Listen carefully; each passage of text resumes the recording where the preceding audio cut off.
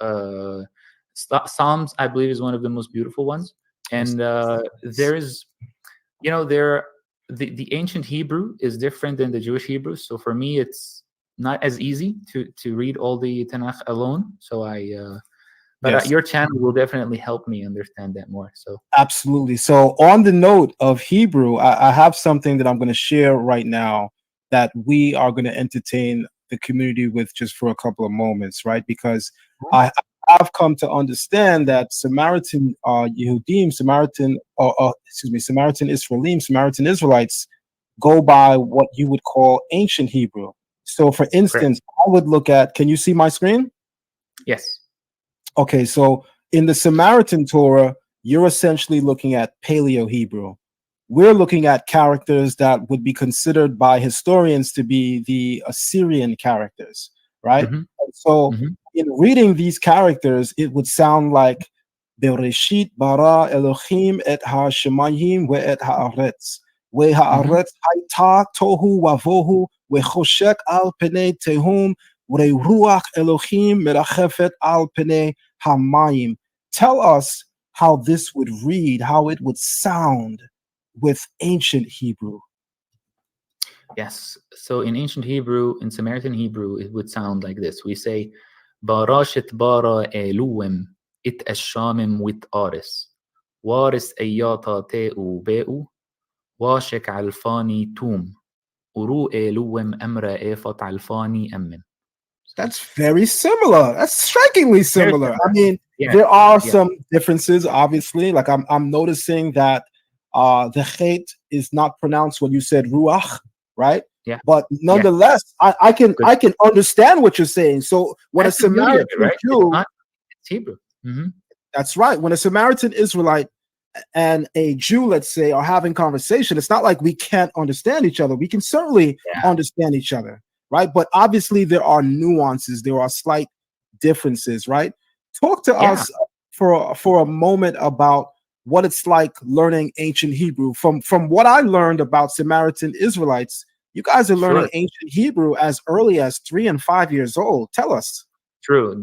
Would you like me to share my screen for a second? Please do. Yes, please do. This is a teaching moment. Amazing. So I will share my screen here so you can see. Let's see. One sec. It should be this one. Chrome tab. Ancient Hebrew. There it is. Do you see it? Yes, and I'm going to add it right now. There we go. Excellent. Okay. So first of all, let's look at here.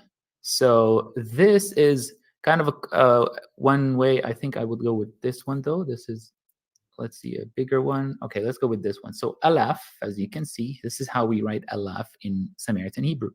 So beat, for example, is what is beat? What's bait, right? It's house.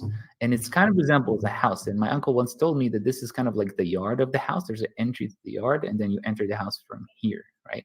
For example, one of my favorite letters is the ein. In means I, and you can see why it kind of, what is the resemblance of this, right? It's an I. An easier letter would be shin, and we write shin. I think a better even way to show shin. I think there's a, let's see, look at here. You see here in next to the I, this is shin. All right, and I think it's important to show you this is how a Samaritan mezuzah looks like. So this tablet we put on the entry of the door is the mezuzah.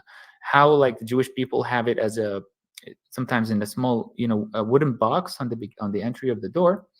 Yes. We have it really. We believe the tradition originally was to have it like this, to see it and to remember the verses. And it might have been because the Jewish people started living among other people who might discriminate against them, that they didn't want to be too obvious with the mezuzah. You see, right? So that's one tradition we have. If you ever come to the Samaritan neighborhood on Mount Gerizim, I hope you do, see then you would notice that every house, every house door, has this on. It's funny that you should mention this, because I actually have this on my screen as one of the things I was going to ask you about, right? So nice.